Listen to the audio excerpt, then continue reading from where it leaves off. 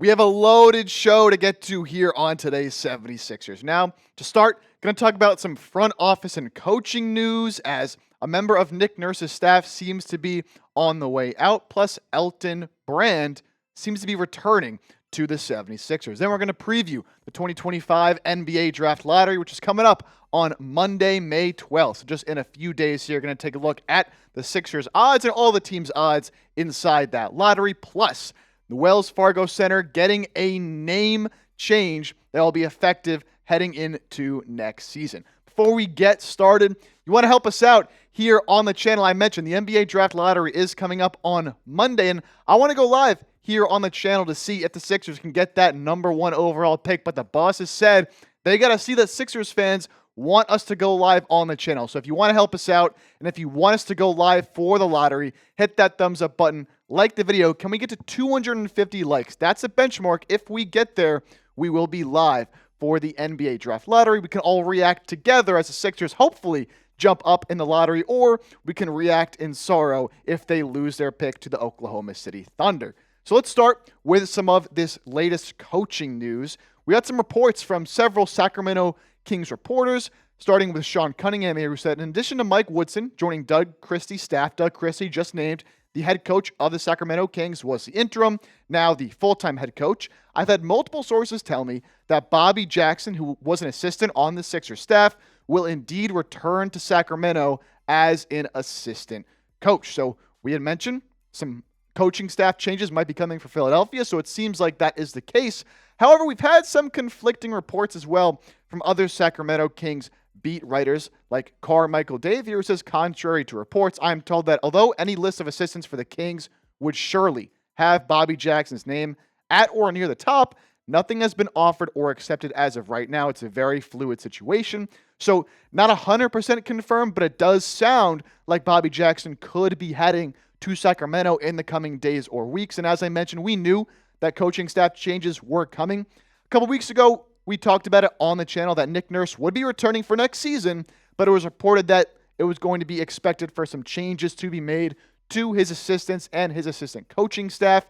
So that is beginning now, seemingly, with Bobby Jackson reportedly heading out to Sacramento. And although it's not official yet, it does make a lot of sense because Bobby Jackson has a lot of Sacramento ties. He actually played for the Kings back in the early 2000s in their glory days from 2000 to 2005, and then returned in the 08 to 09 season. He was actually teammates with new Kings head coach Doug Christie, so clearly a lot of ties there. He was a Kings assistant coach from 2011 to 2013 and coached their G League team, the Stockton Kings, from 2021 to 2023. So it does make a lot of sense for him to go back to Sacramento. And look, as a coach and as a player, he's been pretty successful. He won the Summer League as the Kings Summer League head coach in the summer of 2021. And then in the 2022-2023 season with the G League team, the Stockton Kings, he had the G League's best record at 25-7, the number 1 seed in the G League playoffs. And he's been regarded as a very successful and praised as a great head coach. He also had success in his playing career, won 6th Man of the Year back with the Sacramento Kings in 2003 and was on the All-Rookie second team back in 1998. Now, Jackson did come to Philly with Nick Nurse and his hiring in 2023. He came over, he's been with the team for the past couple of seasons, but it does sound like he is on the way out. So a well-regarded, talented assistant coach seems to be leaving the staff, but again, is to be expected, and I expect that we will see some more changes in the coming weeks and coming months.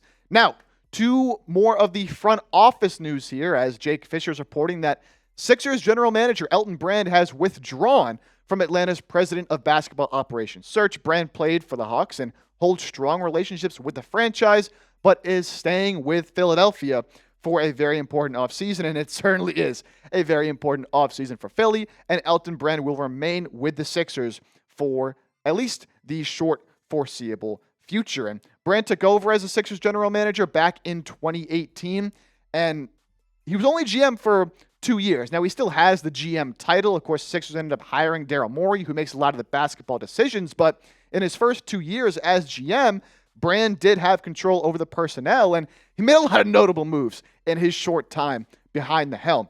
Traded for Jimmy Butler, traded for Tobias Harris, traded away Markelle Fultz to the Orlando Magic, actually got back a pick in that trade that turned into Tyrese Maxey. He then traded away Jimmy Butler for Josh Richardson, signed Al Horford to that big deal, not great. Extended Tobias Harris, not great. Extended Ben Simmons, also not great, although you could see why at the time. He also fired Brett Brown to bring in Doc Rivers. Now, as I mentioned, Daryl Morey was hired as the Sixers president of basketball operations following the 2020 season, and since then, he's really been the one making the big decisions. Elton Brand, obviously still with the organization and still has that general manager title, but sort of taken a backseat to Daryl Morey, and we've kind of seen Morey clean up some of Brand's mistakes that he made in his short time. I think, he's a talented front office member and someone that you value in your organization, but probably got that job a little too quickly and was sort of thrown into the fire. Obviously in consideration with Atlanta, but he will remain with Philadelphia. I've already seen some fans kind of upset about it, but I think he's a valuable member to have in the front office. Now, coming up next here on the show, a little bit of an NBA draft lottery preview coming up on May 12th, starting at 7 p.m. Eastern. We'll decide the fate and the future, really, of this 76ers team if they can keep that top 6 protected first-round pick and hopefully draft an impact player that can help them bridge the gap between maybe moving away from some of their older guys and moving towards a more younger future with this squad. So you take a look here at the odds to receive the number 1 overall pick. This is every team in the lottery, the chances they get number 1 overall. Of course, the 3 worst teams, all tied at 14%, Jazz, Wizards, Hornets, then the Pelicans at 12.5%, and the Sixers, a 10.5% chance to get that number 1 overall pick ahead of the rest of the lottery teams there. I'll take a 10% chance, not much lower than the teams that you see in front of them. The NBA recently, within the past 5 years or so, changed these lottery odds so that kind of to, decentivize tanking and to discourage tanking. So 10% chance you get Cooper Flagg in this draft, and then odds to be in the top 4, which of course is important for Philly because their pick is top 6 protected, so you don't want to fall too far outside of here.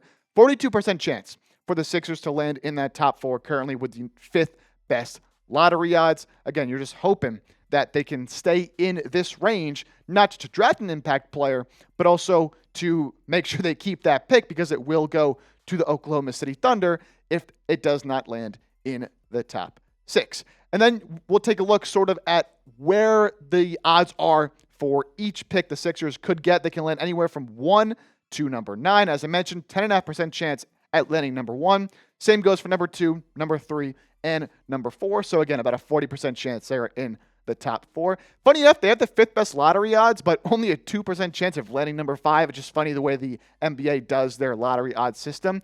They actually have a 20% chance of landing the number 6 overall pick, and where it gets a little bit scary, a 26% chance of getting number 7. So that's the largest chance they have to land at any number 1 or any individual pick in the lottery. And if it lands at number 7 or number 8 or number 9, it does go to OKC, and then the Sixers taking at the end of the year, kind of all for nothing, and you have to move forward with the roster you have right now, which would just be an absolute disaster for Philadelphia. Now, Jared McCain will represent the Sixers at the lottery. Every team in the lottery sends a representative to be on stage, to be there and react. They might say a few words as the lottery balls are picked and the order is determined. So Jared McCain will be there. Makes sense.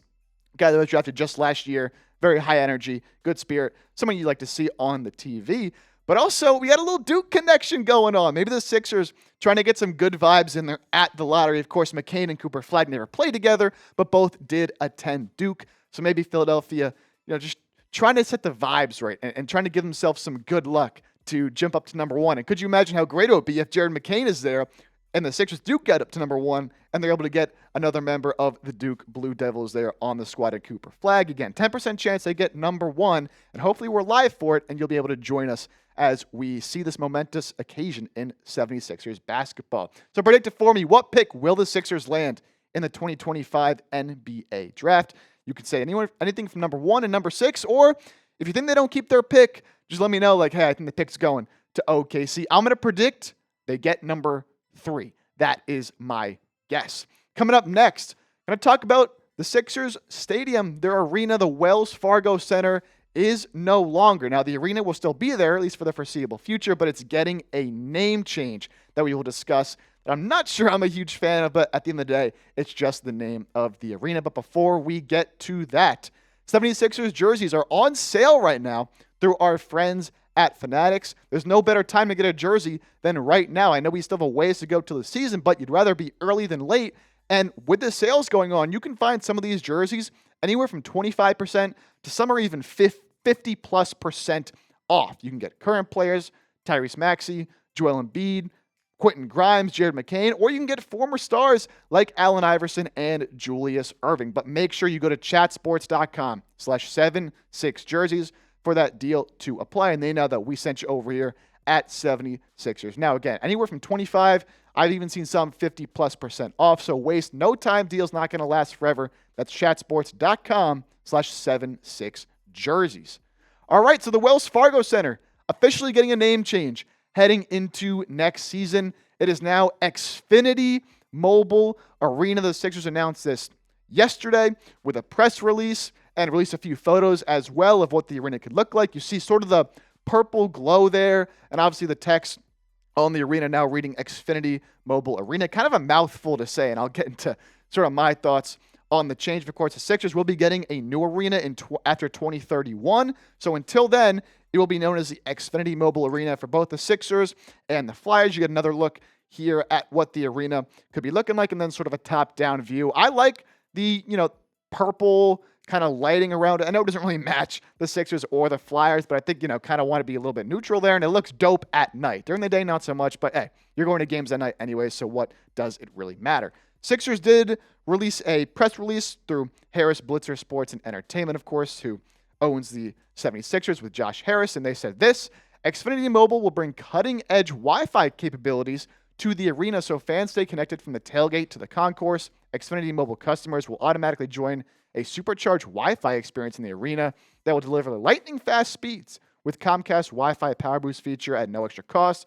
Fans can share photos, videos, and stream with their friends and family as they experience their favorite moments and action in the arena. The Xfinity Mobile partnership set to begin September 1st, 2025, so this upcoming season, with installation of new signage to be revealed on September 2nd. The partnership will run through the 2030-2031 season, include exterior branding, interior digital signage, inclusion on advertising, branded Wi-Fi, hospitality, and official partnerships with the Flyers and the Sixers. And as I mentioned, that will run through 2031, and then we will be getting an entirely new arena, as we talked about before, in the South Philadelphia Sports Complex, so they're not going anywhere. Just going to build a brand new arena, a little more up-to-date than the Wells Fargo Center, which, at this point has been around for a little bit of time. Look, just from a name perspective, Xfinity Mobile Arena, I'm not so sure I like it. It's kind of a mouthful to have to say. Wells Fargo Center kind of flows off the tongue a little bit better than Xfinity Mobile Arena. I would have rather it be just Xfinity Arena. I think that does sound a whole lot better. And I've seen some people on Twitter like, why couldn't it have been the Hoagie Dome? What is Wawa doing? But I did see some people say you could just call it the X. I don't mind that. I don't mind that either. Hopefully, though, with this arena, they just have some better success than they did in the Wells Fargo Center. Now, it was officially renamed the Wells Fargo Center before the 2010 NBA season. So you think about where this team has kind of been over the past 10 plus 15 years, and hasn't been a whole lot of success, really regular season or postseason. They obviously went through the whole trusted process era in that time, and they've had more success as of recently, but not a whole lot of postseason success. A 409 and 392 regular season record since the arena became named the Wells Fargo Center. It's been the same arena since, I believe, the late 90s, but it was renamed Wells Fargo Center in 2010.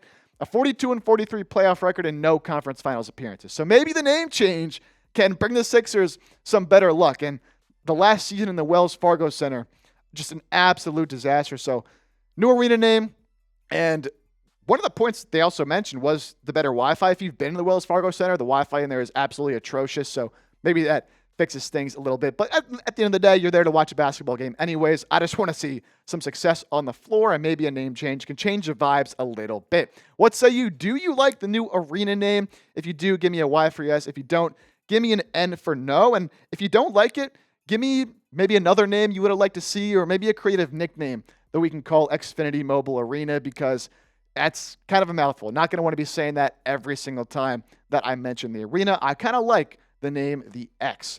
All right, that'll do it on today's show. If you watch the entire thing and you made it to this point, hopefully that does mean that you enjoyed the video. If you did, I encourage you to subscribe, hit that sub button for year-round Sixers coverage. And as always, let's go Sixers.